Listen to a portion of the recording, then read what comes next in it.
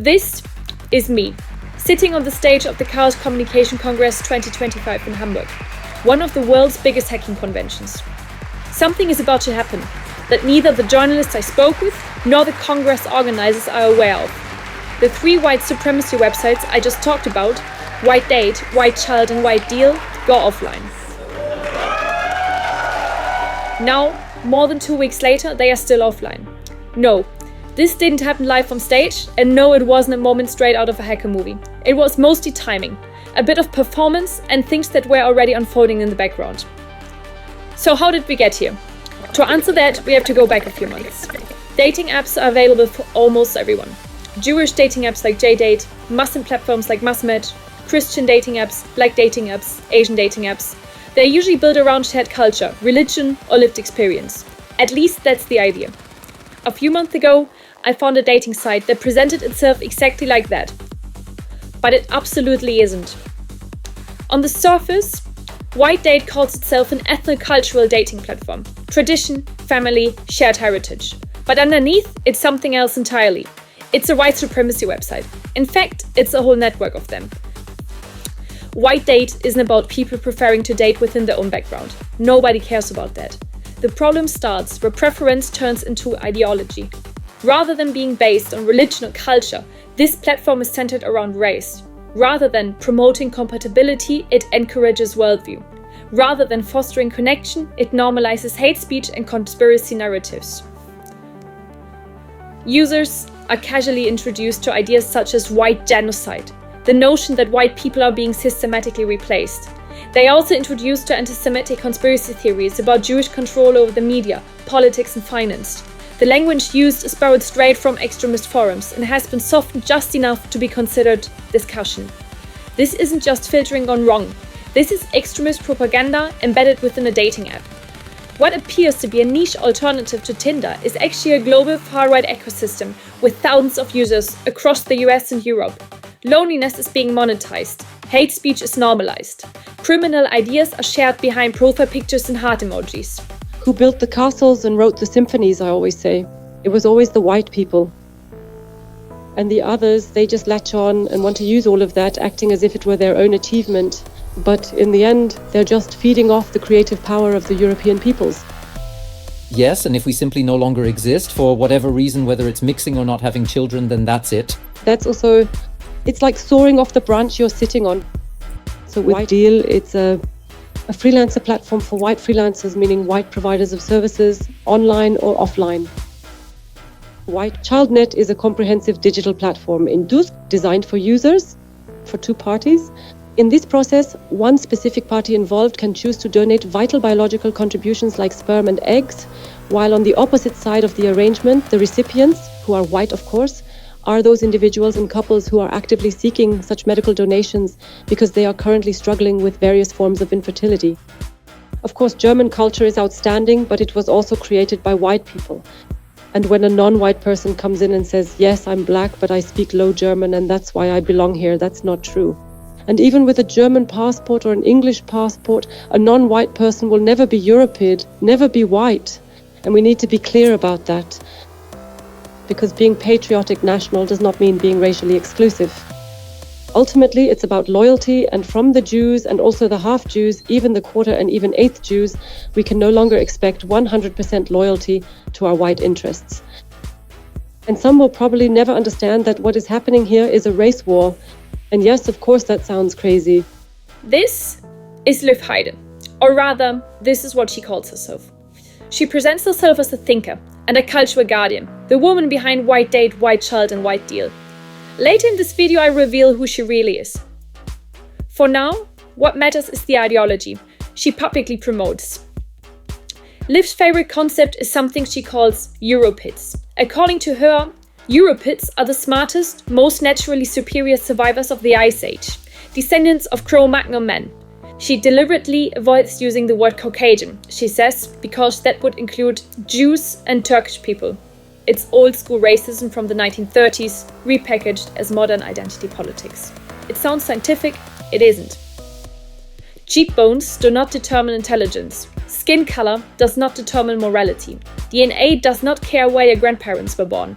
But pseudoscience does not need to be true. It just needs to sound convincing enough to justify exclusion and hierarchy. And then there's my favorite part, the registration warning on White Date. It says, adding personal contact details and social media profiles is against our terms. It would harm our business and expose your data to spammers, prostitutes, data collectors and infiltrators, anti-white journalists and fads, who, despite our extensive filtering and security measures, still manage to get in. So they warned users about so-called anti-white infiltrators. It felt less like a warning and more like a challenge. So I sent one in. Actually, not just one, several.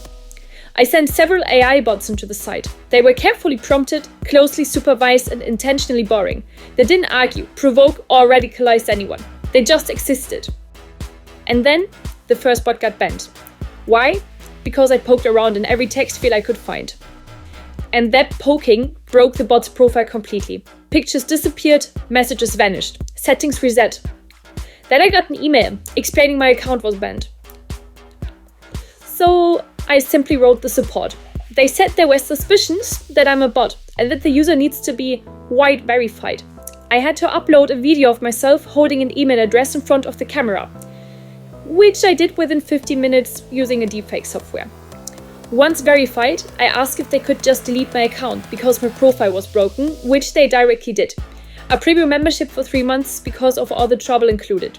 Yes, they literally upgraded a broken AI profile to full paid status while insisting it was a verified white user.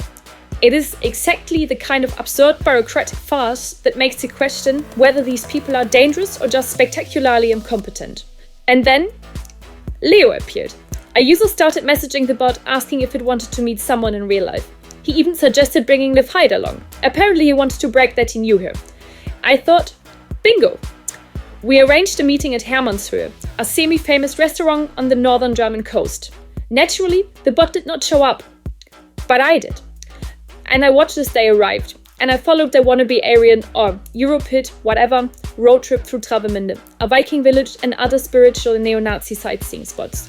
The whole thing was a living postcard of terrible taste in motion. After they stepped out of the car in a quiet suburb of Kiel, I looked up public records, and the trademark White Deal was tied to a company officially registered in France, but the owner's current address? That very house in Kiel. Suddenly it became clear. I never had to leave my basement. All the critical pieces, the alias, the company, the trademark, even the physical location were sitting there in plain sight. Meanwhile, on the site, users whispered about anti-white spies and secret investigators, paranoia online, transparency in the real world. Because of a trademark. Lol. I continued to gather more data on the site, and the irony became impossible to ignore. Let's just say the ideological ambition did not match the infrastructure. The site felt like someone installed WordPress in 2012 and then decided that security was a left-wing concept. Profile photos with intact EXIF data, GPS coordinates, timestamps. Bathroom selfies broadcasting exact locations to the world. The user base in October 25, about 4,000 users in the US, hundreds more in Europe, 12% women, the remaining 88%, and no, we still don't know if that is intentional, were men. Men paying to feel chosen, love, locked behind a paywall. Then the story breaks. The German site publishes it, Swiss VOZ covers it, German Stern TV sends journalists undercover with hidden cameras to date some racists, and what happens? More users sign up. Every time the public looked closer, the platform grew. Visibility alone didn't weaken it, it validated the people, already lurking. The websites were fully anonymous, no imprint, no owner, no transparency. Hate speech and conspiracy theories everywhere, officially classified as digital extremism, and still online. The authorities tried, sort of. The German intelligence agency searched for Liv Heide. They found the wrong one. Not the woman running the racist platforms, but an actual Romance novelist with the same name who had nothing to do with any of this. What happened next? They called her employer, and she lost her job. Apparently that counts as law enforcement. Anonymity plus bureaucratic failure equals extremist networks operating almost unchecked. So I am happy with those websites being shut down. If and how they come back will show if the fact that they have been shut down was good or bad. At this point, especially in the context of the C3, it feels appropriate to say something about ethics. No one here is claiming moral authority. What is clear, however, is that society has no effective answers for how hate, conspiracy theories, and digital extremism spread. The internet, which made nearly every piece of information accessible, has become an epicenter of misinformation. People fall for Pizzagate, QAnon, chemtrails, and flat earth debates. Facts are overtaken before anyone can even blink, and frustration is displaced downwards onto those already marginalized, rather than addressing the structural issues behind societal failure. Meanwhile, social networks are exploited to influence real-world events. Think Cambridge Analytica and election interference, demonstrating that this is far from harmless eccentricity. In general, we should act responsibly in digital spaces, avoid harm, respect others, and only interfere when there's a meaningful reason. In the digital world, responsibly exposing or shutting down networks that spread hate, conspiracy theories, and extremist coordination can be considered a form of civic responsibility, a practical application of democratic principles. It ensures public spaces are accountable, harmful ideologies cannot operate entirely in secret, and journalists, researchers, and society can observe what is actually happening. That a person in a pink Power Ranger costume ended up nudging this forward is absurd, but sadly illustrative of the state of things. The websites White Date, White Child, and White Deal were highly questionable at best, probably illegal, operated anonymously and with almost no oversight. Data published on okstupid.lol consisted only of content already publicly visible on the platforms and conversations with my AI personas. All other private information, including messages between real users, IP addresses, and other sensitive data, was not released publicly.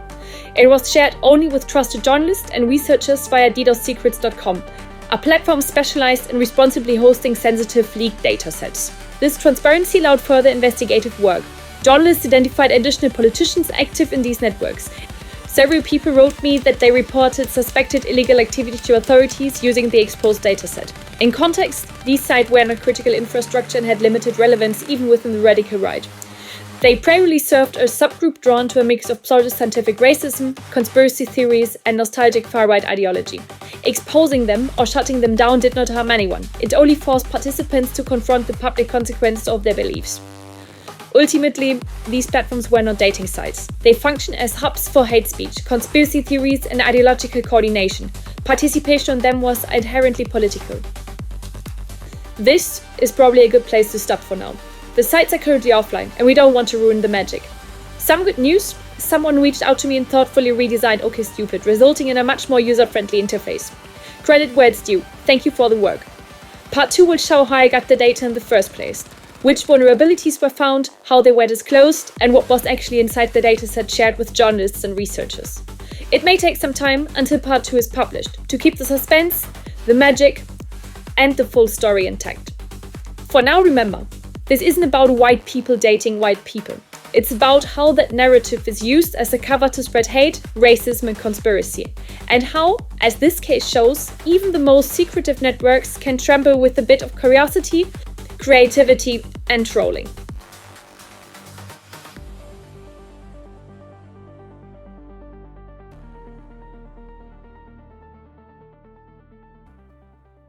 Oh my! What? Huh? What? Huh? What? What?